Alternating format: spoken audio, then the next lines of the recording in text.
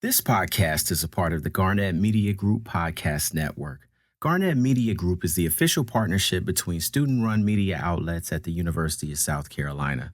For more information on GMG podcasts or other student work, visit garnettmedia.org. Hi, my name is Dr. Jabari Evans, and welcome to Uncommon Knowledge, the podcast where we talk about all things spanning race and representation within mass media. This podcast is a partnership between the School of Journalism and Mass Communication at the University of South Carolina and Garnett Media Group. So without further ado, let's get into this week's episode. Hello and welcome to Uncommon Knowledge. I am your host, Dr. Jabari Evans, Assistant Professor of Race and Media here at the University of South Carolina in Columbia, as well as a visiting scholar at the Berkman Klein Center on Internet and Society at Harvard University. Now, for those of you who are new to this podcast, I'm grateful to have you join me as I talk with scholars, journalists, as well as media makers about their work as it concerns race and journalism, new media, cultural production, as well as mass communication. Today's guest is Dr. David Hesmondhalgh. How are you doing, sir? How are things across the pond? I'm really well, thanks, Jabari. Yeah, I'm speaking from the post-industrial north of England, where we've had a conservative government for 14 years that's reduced the country to the brink of chaos, but there's still a lot of vitality here and a lot of hope. So there's a lot of hope that we'll be getting rid of the Conservatives this year. So that makes me feel good. Well, I'm feeling good because I get to talk to someone who I cite all the time, which I don't often get to do. And I'm also excited because this is a music conversation, right? I've had quite a number of conversations with media scholars in the past, say, 16 months, and it's steered often towards, social media, algorithms. I've even had more conversations about journalism than I have in the past couple of years or so due to just me being in a school of journalism. But at heart, I'm a musician, right? And so at heart, I love having conversations where I can be a little bit more practical, use some anecdotal stuff as well, and like really learn not only as a scholar, but learn as a practitioner and take those conversations back into sort of dinner conversations. And well, all those other things we've been talking about are really important. But yeah, music is in my heart too. It's the center of my concerns. But the difference between us, Jabari, is that you're musically talented to an extraordinary degree, whereas I have no musical talent whatsoever. Well, I mean, your work does sort of combine all of those things, right? So I think you very adeptly use music to sort of talk about intersections of culture, economy, and politics. Now, I guess for those who are sort of new to your work or haven't sort of read anything, like how would you say that those elements sort of shape media, and how does music sort of illuminate some of the kind of key findings that you've sort of brought forth in your work? I think music's always been really central to the way I understand culture. And culture is, I guess, my main concern. Mm-hmm. That's the thing that unites everything I've worked on over the years. And some of the ways in which music is distinctive as a form of culture is that, well, for one, I think people think of it as the most emotionally powerful of all the arts, of all the cultural forms. And also, it's something that can be very personal to people. But at the same time, and it's the fact that it's at the same time that I think matters so much, it's also a way in which people can forge their collective identity, their solidarities. So music has this incredible ability to bridge the personal and the intimate and the collective. And so, then you've got the question of how it relates to industry, and making money. And I think there's some really interesting specific ways in which people think and talk about music in that respect. Sometimes music can feel quite sacred to people. It's like, don't let commerce infect it. I Mm, think there are problems with taking that position too far. It can hmm. almost like be a fantasy that music could ever escape the Right. need to make money out of it. But there's no doubt there are some pretty serious problems with the way the music industries are organized in our societies. Certainly. Certainly. I mean, I think the one thing that I've had a lot of conversations about is how research has sort of shifted from thinking primarily about audience members and what they're taking away from music and having a lot more to do with showing perspectives of artists themselves. And I think that's something that I've sort of delved into even myself. But over the last, you know, even the last decade, right? I can remember, the times, and I feel old even saying this, is that there was a 4-song demo. You took a meeting with a label, you hoped that they wanted to sign you, and that was sort of the best you could do. Maybe you could throw out a free mixtape online and that might get you a certain level of local visibility, but that wasn't something that was deemed as you being anything more than an amateur.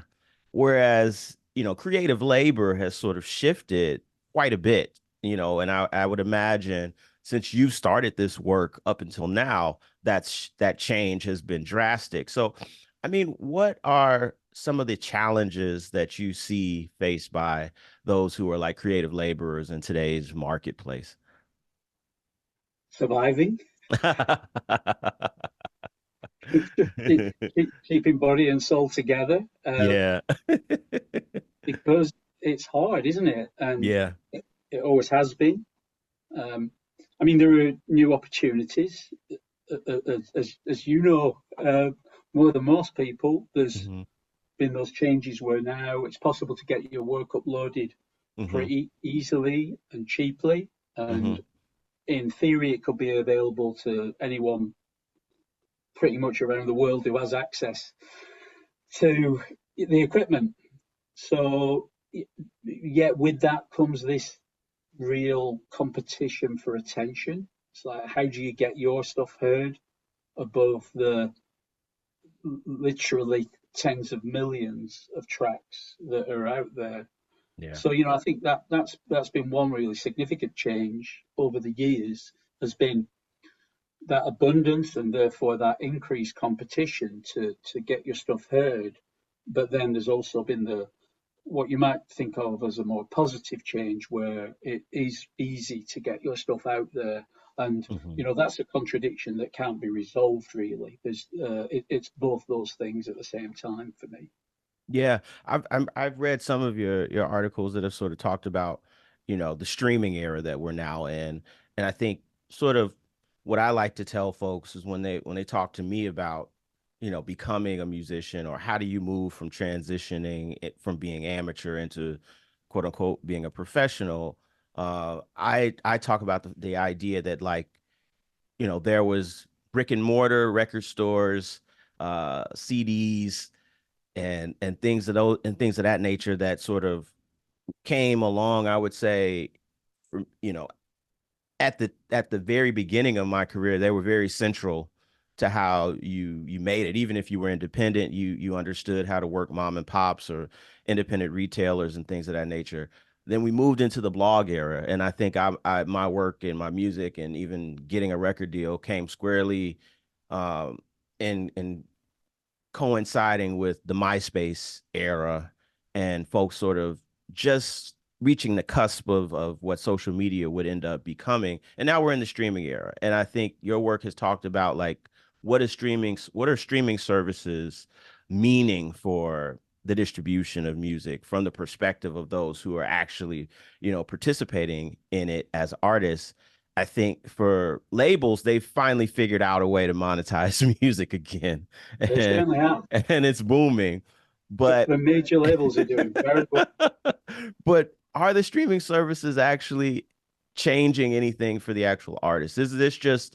Uh is this just a new mousetrap? Like is this just, we've moved from radio, we've moved from, appointment television and music videos to just Mm. things being in the digital space and things being streamed and things being on YouTube and on digital platforms. Uh, is this just sort of a new mousetrap for which artists are still sort of largely seeing their work go unmonetized, or being exploited by these larger entities? Is that sort of a fair assessment on your end? Yeah, it is. Yeah, I think there's a problem with us. Uh, Anybody who wants to criticize streaming services, I think it's a good idea to avoid falling into the trap of believing there was ever a time when it was great Mm, and the tens of thousands of musicians were doing well and making a living. hmm. Um, I think probably, you know, sometimes you get musicians from that past era uh, who talk about maybe a period where they were selling quite a few CDs and, making a fair amount of money out of uh, sales of recorded music. Hmm. And of course, there are lots of stories going around about how little people earn from even, say, a million streams. Right. But I think sometimes it gets represented a bit simplistically as being it was great then and it Mm. it's gone. I don't know if I can swear. I tend to swear more than I should, but it's gone to shit now, Yeah. as you might say. I think it's possible. Uh, and just to finish that thought, some of those musicians might only have actually been doing well for 3 or 4 years, Hmm. when they had a reasonably successful record out. So you have to be a bit cautious about some of those stories, while of course still respecting people's histories and their own experiences. Hmm. But I think it's actually possible that more people are making money now, say a reasonable amount of money from recorded music than ever before. Hmm. But it's still not that many compared with the number of people who want to make a living out of Right. music. So there's still this massive shortfall. And I guess the question is, well, will it could it ever be any different from that? I mean, Mm. I think it could definitely be more equal. You always have had in the music industry what some people call the superstar effect, don't they? It's the Right. idea that the most successful people within the industry earn way, way more than the next tier down and the next tier Hmm. down. It's a, Hmm. a, a very kind of wide pyramid with a very narrow bit at the top, Yep. and that still remains, of course, but in a way that those dynamics seem almost built into the cultural industries. It seems so. How can you change it? Hmm. I think that would require democratic intervention, and Hmm. the most radical way of thinking about it is that we need something like democratic state ownership of the tech companies, not Mm. just in music, of course, but in social media, to ensure that the craziness and the harms that come out of the social media stuff, and maybe some of the inequalities and problems that are Mm. there in music and other domains, don't get perpetuated. But that's obviously a very radical way of thinking about it. And I know in the States there's rightly a suspicion of what government ownership, state Right. ownership, and control might involve. Of course, there's also great suspicion in many other places around the world, including Eastern Europe and China, for example. But Hmm. I think from the Western European perspective, it is possible to think about government intervention as bringing about a greater justice in certain industries, potentially at least. So, short of that kind of intervention, I think the streaming services will continue to perpetuate what is ultimately a very unequal system, but maybe nudging a little bit wider in terms of the pool of artists who can make some sort of living out of it, out of music. Yeah, I had a conversation maybe at the end of last year, maybe around uh the beginning of December with David R. Diddy, who is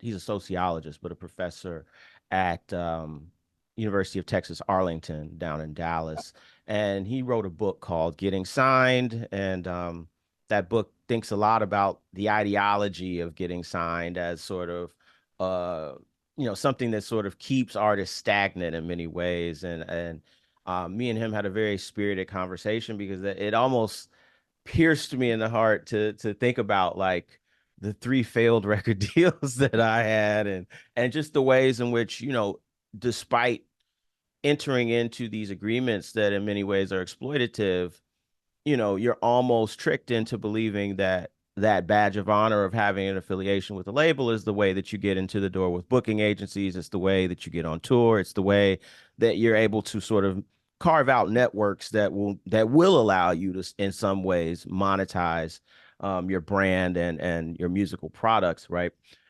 I'm wondering, you know, on your end, do you believe that in this era, it matters to even be signed? We used to talk about the long tail theory, and this idea that, you know, if you just have a lot of artists and they're all doing a little bit, then we'll have a bunch of middle class artists who are able to tour regionally and everybody will be omnivores. And that's not really what's happened. And so I wonder, what your take on that is. Yeah, I think that what I was just saying maybe implies a little tiny bit of movement down the Hmm. long tail.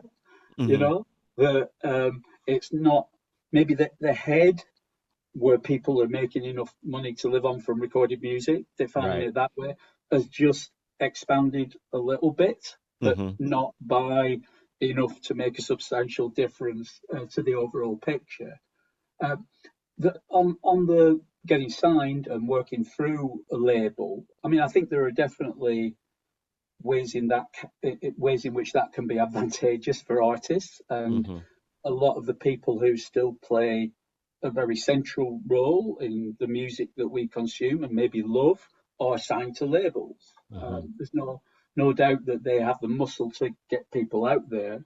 It might sometimes be on the cost of not really having full control over what you're doing with your art and with how you present yourself to the world. Hmm. Um, and then, of course, there are the many stories like the ones that you have, and which I'd love to know more about, Jabari, about things going wrong, uh, things breaking down. Perhaps I don't want Hmm. to assume anything about your experiences, but the Hmm. history of the music industry is absolutely littered with those things. I think you can see that the kind of hyper exploitation that used to be rife in the industry Right. and was, of course, deeply racialized in many of its histories Hmm. in the US and beyond. Hmm. That I think people are a bit smarter now about that, and I don't mean to say it was the fault of the musicians before. Hmm. I just think there's a bit more information around Yes. now, and Hmm. people are aware of those histories and are aware that there's effort needed to avoid being caught in those traps. But of Yes. course, there is still this. It's such a complex world. I mean, even the copyright situation is so mind-bogglingly complex that it's only academic nerds and lawyers and some managers that can understand the whole system. So Yeah. there's some real problems there, and so yeah, the the the, the, the traditional record industry, as you might call it, the labels and so on, are still an incredibly important part of the industry. They provide opportunities and resources for some artists, but the system is undoubtedly riddled with problems. Yeah. Certainly. I think, just to piggyback what you were saying about like sort of this racialized sort of stratification of artistry here in the States, I think a lot of that is stubbornly tied to genre. I've been having a lot of conversations recently about, Beyonce moving into country music. I think before that, I had conversations about Lil Nas X. And even now, I'm starting to have more and more conversations about artist rights as it pertains to artificial intelligence and social media, and even the metaverse, right? And a lot of those conversations speak about tech for artists as if it's all sort of one size fits all. And in my work, I've sort of found that it's not that, and particularly for those who are in hip hop and for those who are even in R&B to some extent, uh, there's a difference in sort of what your name, image, and likeness, and even now your vocal profile means to you and your authenticity, and sort of how that can now be challenged or threatened with technological tools that are meant to be solutions, but in many instances can be, you know, the exact opposite of a solution.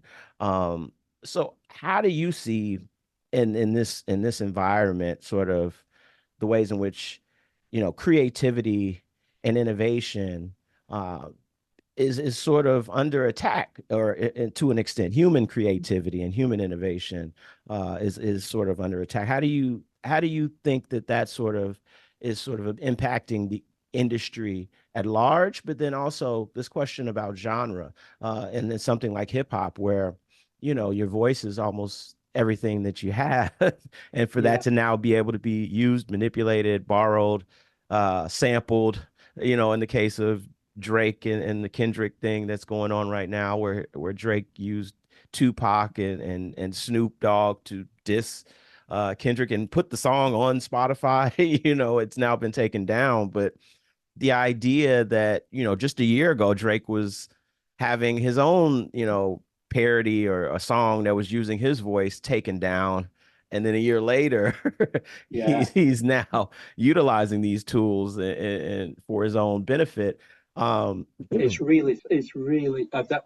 I I was going to ask you what you had in mind, but I can absolutely see how that's a fascinating example of these developments, these recent developments around AI and ownership. And I think for me, I, I find it very difficult to predict how these things are going to work out, and I tend to avoid that kind of yeah. futurology game. I think of myself as somebody who, I'm interested in the present without a doubt, and I try always to look at that in historical context. Hmm. But yeah, I think it's so hard to predict how those things are going to work out. I think we're seeing, I often look at times like this to the lawyers, to the academic lawyers, the Hmm. people studying the law, I mean, who are very good at summarizing what's happening in the courts about these things, which is where ultimately a lot of those things will be resolved, what people will be allowed to get away with, and Mm. where societies will, as it were, make a judgment about uh, what the, the the supposed balance between creativity and innovation, and the amazing things that you might be able to do with using other people's voices, because you know what's happening in the Drake Kendrick stuff is really culturally fascinating, isn't it? Yes. Um, I mean, there's part of me that is glad that that's taking place, even if it's raising some difficult ethical questions, perhaps. But when, in terms of your important point about genre and its links to race and histories of racism, I mean, I think you're absolutely right to stress genre. I always think that for all its problems and all the blurred boundaries between different genre categories, you in order to really understand music or culture, you have to have genre at the center of it and understand that different cultural forms have different meanings and different dynamics of power. And what we absolutely saw in the history of hip hop, and you're far more expert on this than me, is how it was, black creativity and its use of technology that was stymied in its early development by legal development. So, you don't want to come too far down on the side of being wanting to protect artists, Hmm. but at the expense of clamping down on the creativity of other new artists coming through who might be excited by the possibilities of the technology. That's a really tricky balance to pull off, and it's going to be very interesting to see how regulation systems, legal systems deal with that over the next 5 years. Yeah, literally, we were just at a panel at the BKC. I was in Cambridge for, uh, 2 or 3 days, and we had a conversation about artist rights, and it was interesting because all this stuff comes at a very interesting time where people are starting to deploy these technologies. And I think that's been happening in other genres, particularly in those that are centered more towards pop, because you can sort of play with songwriting and you can play with vocals as long as you're able, labels are now buying back catalogs so they're able to sort of deploy data in interesting ways to hedge their bets to create hits. But some of the conversations we were having about hip hop are just inherently revisiting the sampling conversation where, there were a lot of court cases at the advent of like hip hop becoming like the most popular genre where the idea of creativity was saying like, hey, you need to make your own original work. You shouldn't be using other people's work to sort of make this thing that stands on top of that. We've since sort of moved to a space where now sampling is more germane to art forms outside of hip hop even. But now we're thinking about, in a case like this thing with Drake and Tupac, the challenging of publicity, right? Is the other thing is like, okay, yes, it was creative that you use the input and the output to sort of use your lyrics to match with someone else's vocal, but then you're also now able to bill it as like a feature. And you're now borrowing someone's reputation as well, not just their vocal profile. And I think that works very, I think we can delineate, hey, that's Tupac's voice, but how would that then work, for those artists who aren't established, who are independent or aren't as well resourced as say the Tupac estate to say, hey, we're gonna guard, our abilities, you know, I'm Yeah, seeing that as well with in comedy. I've heard folks talk about joke writing and how that can also artificial intelligence will also sort of stymie creativity in that realm.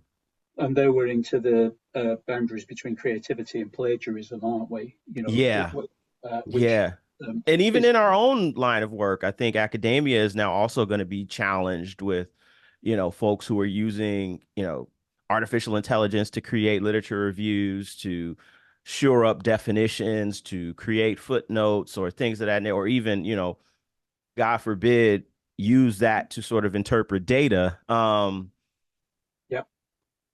How then do we sort of move towards like where does the human um aspect of this begin and where does the technological sort of, I guess, performance enhancement end?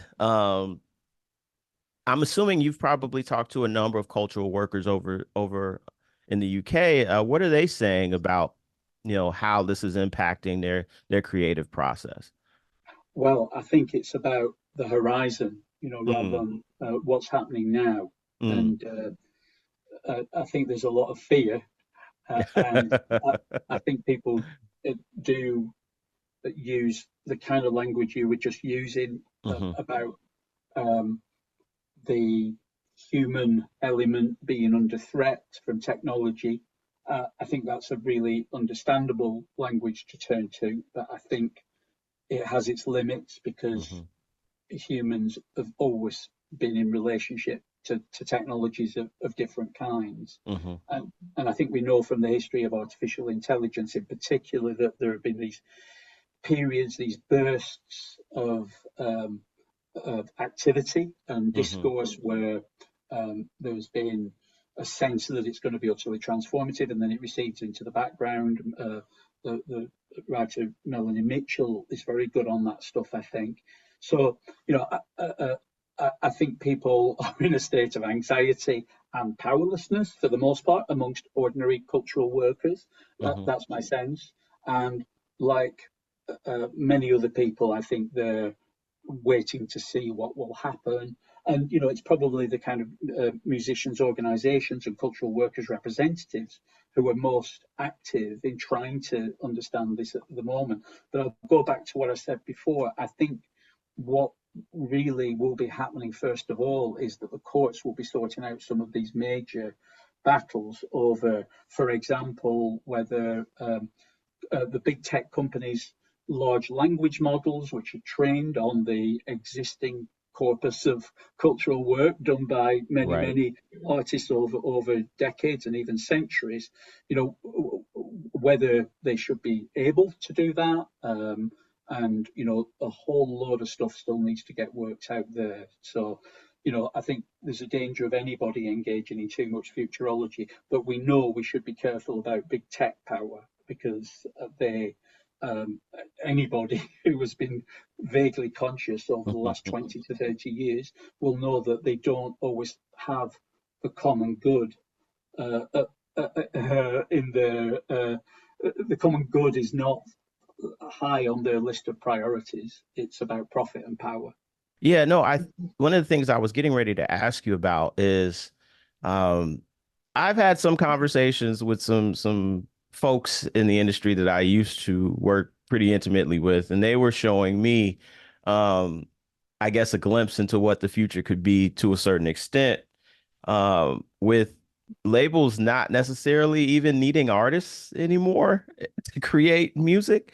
And I think the first instance of that for me was when I was talking to a friend of mine, Anthony Martini, who was at Crush Management at the time. He was telling me he was moving into this space of starting a tech company with a few other partners, and they were launching what he was calling the first AI rapper, right? And it was FN Mecca, signed to Virgin Records.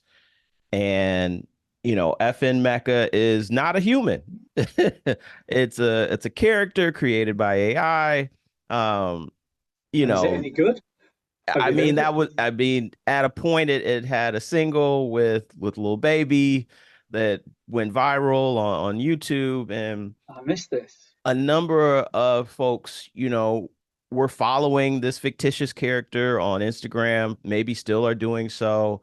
Um, there was a YouTube page, there was a number of sort of things surrounding this sort of entity as if it was a human, it was given human characteristics, human features. Ultimately, Virgin was forced to drop F in Mecca. There was an outcry from a number of people about the idea that some of the um, stereotypical behaviors that this character was displaying were racist, right? And so you come to find out that there's a company and there's a room of songwriters who are sort of inputting data, and a majority of them are not people of color. Yet they're sort of inputting data on sort of the assumptions of what it means to be authentic in rap, which are largely tied to race, class, and gender, unfortunately, right? And so They certainly are. as much as that was like seen as, an error in terms of AI entering into the space, one of the things that it did show us though is that the future may involve music being created without actual human performers. And I would imagine for record labels, that might be a dream come true, right? The I idea think that you don't I have to think we're pay. I think we're already there in many ways, Jabari. There's thousands, hundreds, millions, tens of millions Hmm. of tracks on Spotify or Apple Music that are essentially AI created. Hmm. I mean, the recent figure was 120,000 new tracks on Spotify every day. Wow. Yeah. Um, Lots of it is old stuff being uploaded for the first time, but lots of it is essentially automated. Mm. And I mean, there's somebody behind it, but there's no performer. There's no Right. story of a human who developed their art and had a backstory, where they grew up, and Right. how that gets into their songs. I think there'll always be a need for, and certainly a passionate interest in the performers and stories. No Hmm. way, no way are they're going to be eliminated. Mm. But there will always be, as there has always been before, Okay. a set of what you might call anonymous music, where you don't Mm. you know, yeah, even if it's got a name attached to it of an artist, you don't Right. really know who that is. Um, and that's there for people to get to sleep to, Hmm. relax to, chill to. There's all that, and I've been writing about that in relation to streaming services, how Hmm. streaming services have kind of brought that world, those two worlds together. They were, Yes. I think, somewhat separated before. They Especially with almost playlists existed. for sure. Yeah, there's like this That's right. play this to go to sleep, play this to relax, play this Yeah, to work out, play this, like that's and how and people so find music. on the interface Hmm. of any streaming services, you now see those different aspects of music brought together more closely than ever before, I think. Mm. Because, on the radio, on one radio station, you get kind of artist after artist, and you switch over, and you might be into a station that's much more about background music, and where the artist is less kind of preeminent. So, I think it's possible to overstate those things. But one thing is certain is that there's going to be a greater abundance of both kinds of music, the anonymous stuff and the artist driven stuff. There's just going to be Hmm. more and more of it. And some of it will involve using greater degrees of automation in creating it on both sides. So, all this being said, you have a fourth edition of the cultural industries coming out. And so, what are sort of the emerging topics and trends that this update sort of provides for readers and those who have deployed it in the past in different scenario situations, citations, and the like? Every edition of that book has nearly killed me because it was already a crazy, ambitious book in the first place. Because essentially, it was saying I wrote it first in about 2000, 2001, Mm, and it was looking back to what had happened since the 70s and how that had changed the cultural industries. And then the big issues were things like the rise of these big multinational corporations working across different media forms. So obviously, there's been about 5, 6, 7 years between each edition. The next one is the fifth one, actually. And mm. Oh wow. uh, and each time there's so much change, and of course there's also a huge amount of new academic work being Right. published on it, Hmm. and trying to keep up with all of it is insane. So obviously some of the issues we've just been discussing now, I'll be trying to get to grips with things like generative artificial intelligence and so on, and I'll do it in a much more coherent way than I managed in our conversation, Jabari. It's going to be so clear and so direct. But yeah, and then there'll be all kinds of um, changes. I mean, like one change that I'm really interested in is how, even though streaming services, streaming platforms are obviously Western in their origin, they're all kind of Silicon Valley or Sweden in their origin. Um, that there's been these kind of strange dynamics that have come out of it, where some of the most popular music in the world is coming from places that are not the original Anglo-American core of the industry. Mm. That the dominance of English as the language of popular music has been diminished, partly, of course, by the success of Latin pop, reggaeton, and so on. But you also see the rise of things of African music, the popularity of African music in recent years, and then, of course, there's K-pop, which Hmm. is a Hmm. fascinating phenomenon in itself.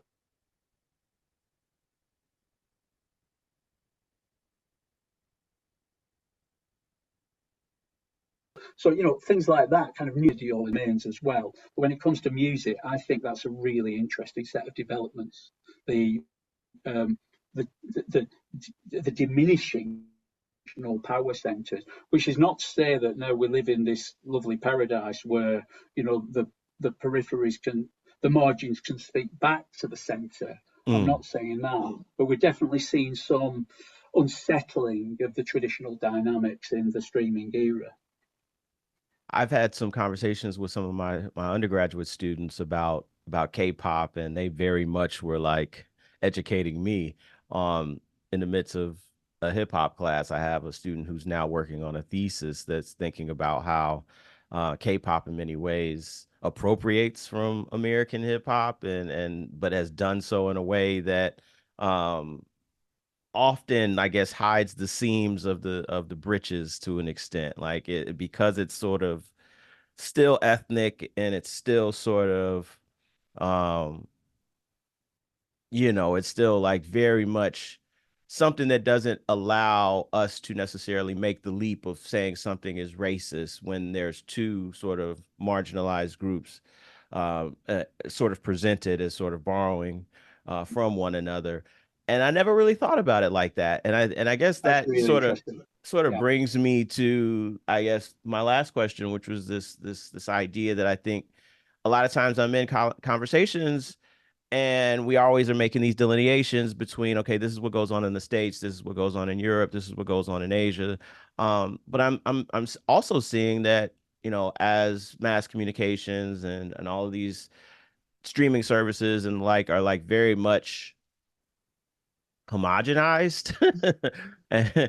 I'm wondering, like, in your opinion, like, is sort of there a regression to the mean happening here, where like maybe the conversations where we used to have were contextually, yes, there are different governments, yes, there are different, trends that are happening globally versus the States, but is there actually sort of like, are we seeing sort of this globalization happen where we can have one homogenized global market from a music standpoint?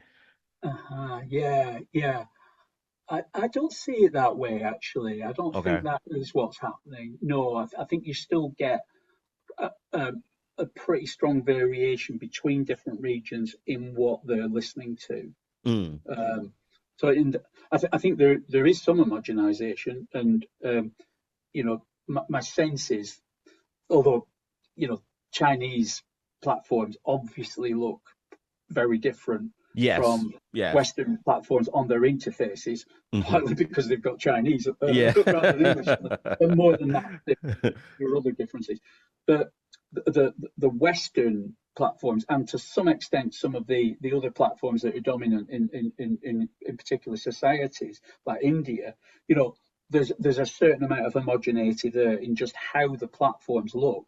But what is being listened to? I mean, the most popular songs in many countries around the world are ones made in the country that where the listeners are, or Mm. at least a neighbouring country, a kind of almost like local imperialist nearby.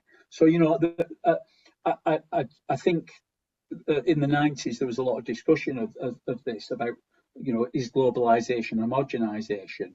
And Right. I think the most convincing answers to that question were no. And I think that continues to be the case, actually. But Mm. I really want to make clear that I don't think that necessarily means we should be celebrating or what that that it means that we've got this wonderful new diverse world. Yeah. As I keep saying, it's full of problems. The musical system is full of problems, and God knows the political and economic system Mm. is full of problems. And one of the big challenges throughout my work over 30 odd years or whatever is for me, and I think for many other people, is trying to understand how the political and economic shit relates to the shit that's going on in the cultural realm, while recognizing that both are still full of contradictions and there's hope in different domains. But it's not like the political and the economic create the cultural, and it's certainly not like the cultural creates and shapes fully the political and economic. So how do you get at those flows between them? That for me is a mystery that I know I'll never solve, but will continue to fascinate me. Yeah. The last question that I have is very much a lighthearted one. Now, everybody that I talk to for this podcast um, talks quite a bit about ecosystems and how cultural production happens, even, uh, you know, to an extent, storytelling. from a journalistic standpoint. Yeah. Um, but I like to ask folks like what they're reading, what they're listening to, what they're watching in their leisure time, and sort of what brings them joy. And that could be any form of media. It could even be an influencer. I've had people say that they listen to certain podcasts or watch certain people's TikTok or whatever. What is it that sort of, soothes you at this moment or gives Oh, you a bit of relaxation to consume? wow, soothes. Yeah, yeah. Um, I'm one of those strange people who I go to art not really to be soothed, but Mm. I don't know, shaken a little bit.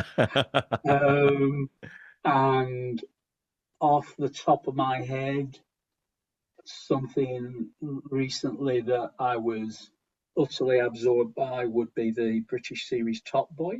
Has that Mm. has that come your way?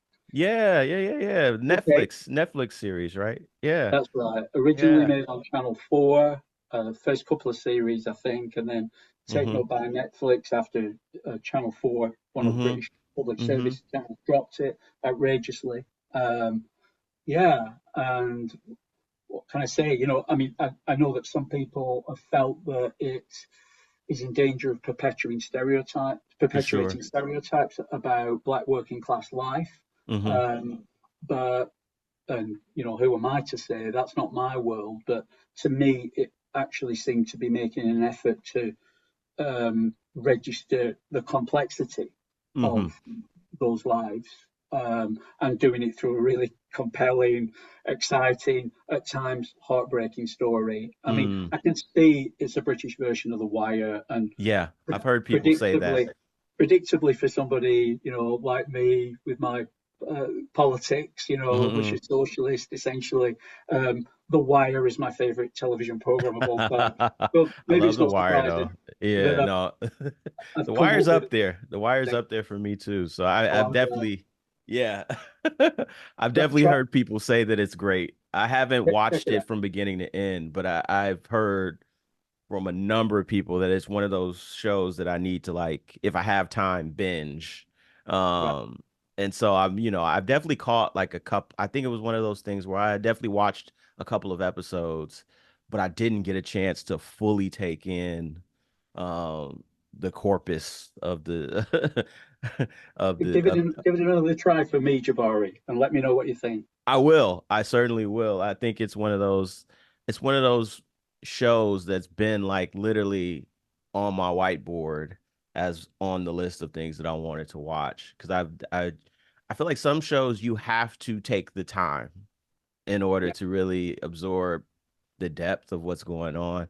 I was asked to be a part of a conversation about UK drill music and Oh, I that was when I was first sort of told that this show existed and yeah, it fascinates me how there's these connections and I think that's sort of where my second to last question came from where like something that originates on the south side of Chicago is now very much associated with the UK but then also is associated with Brooklyn and now is even associated in Canada and Toronto and it takes on different value systems, different norms, but still at the core, it's gangster rap, right? It's this form of gangster rap that has a lot of colloquialisms that were born in the place that I'm from, and that's been really interesting to see. But I enjoyed this conversation. I hope this wasn't too much of a heavy lift for you. not at all. This has It's been been an absolute pleasure, Jabari, and yeah, great to see you again. awesome, man. No, this has been great. This is another episode of Uncommon Knowledge. I'm Dr. Jabari Evans. This is Dr. David Hesmondhalgh, and this has been awesome. Peace. Thanks for listening. If you enjoyed this episode and you'd like to help support the podcast, please share it with others, post about it on social media, leave a rating or review. And to catch the latest from me, you can follow me on Instagram at Knowledge Since 82. and on Twitter at Knowledge Since 82. Now that's different than how you normally would spell it. That's Naledge since 82, as in 1982. Thanks again, and I'll see you next time. Peace.